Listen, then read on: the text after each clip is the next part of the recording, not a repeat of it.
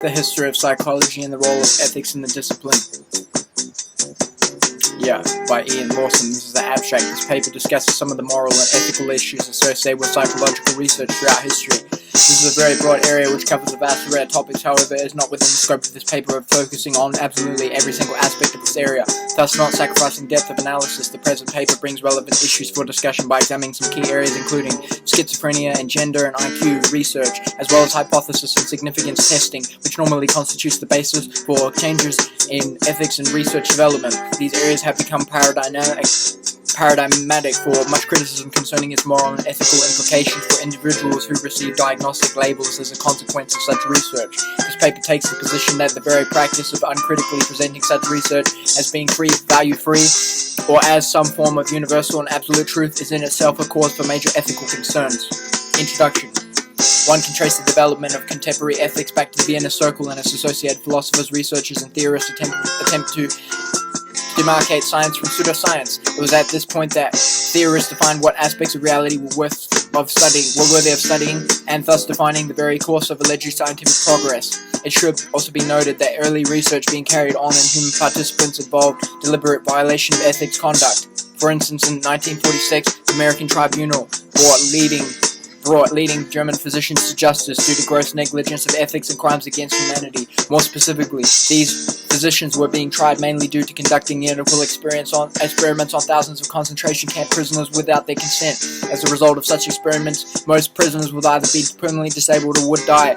It should be evident that most of such atrocities were carried out in the name of scientific progress, which seems to be the usual argument for changes in negligence in ethics when it comes to examining epistemological and ontological standpoint of scientific underpinnings of mainstream psychology. It should be evident that many constructs emerging through psychological research have not withstood the test of time. For example, psychological problems such as gender identity disorder have been treated as an objective fact, and treatment for such condition had quite often involved electroconvulsive therapy. For instance, when examining abnormal behavior, one must take into account what are the culturally and historically dominant notions of normality and normal behavior. And every time in history, socially acceptable forms of behavior are bound to change. In other words, notions of normality are very subjective, culturally specific, and contingent upon socio-economic and historical factors. In this way, the objectification of normal behavior and the subsequent objectification of abnormality is by no means trivial. It follows that one of the problems with the scientific method is that its popular hypothesis testing paradigm has some flaws. Quite often, researchers naively assume that a significant relationship between two variables implies causality. In most cases, even if there is an association between two variables, the direction of causality may not always be evident.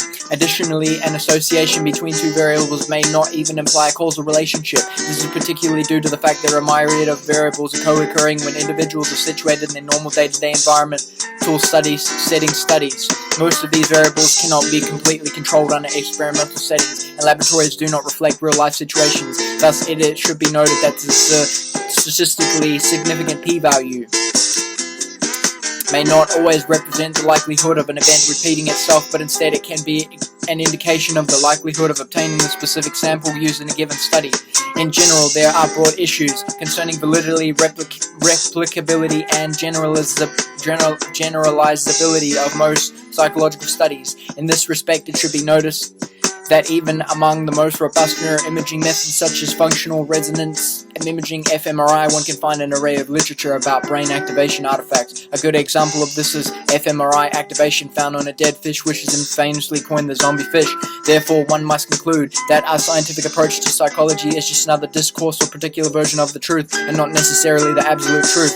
It is the failure of acknowledging this fact which has led to several ethical and moral issues in psychological research, theory, and practice. It has been argued that psychological research cannot be value-free, given that researchers impinge their own values upon the research process.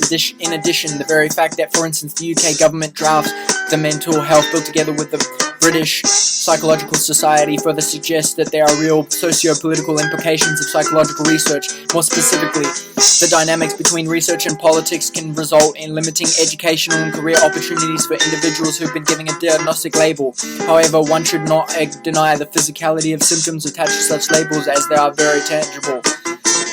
It only becomes problematic when psychologists disregard wider social factors which are also implicated in the etiology of such diagnostic labels. There is dimension to reality which is not objectively measurable, and this is true even in hard sciences such as physics.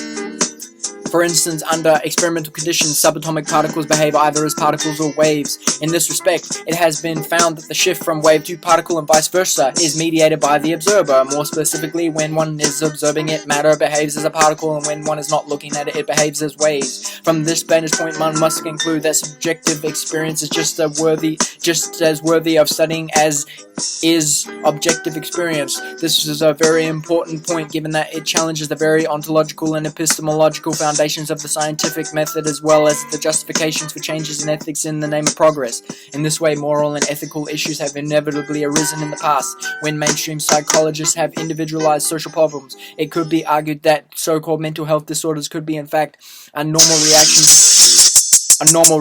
to intolerable and inhumane socio-economic circumstances. For instance, disorders such as schizophrenia have not been consistently diagnosed across the globe. Much incoherence and inconsistency still surrounds schizophrenia-related research. In addition, virtually every chemical and brain region has been implicated in its etiology. In this way, it is important that one approaches changes in ethics in the name of scientific progress with much resistance and academic scrutiny. In conclusion,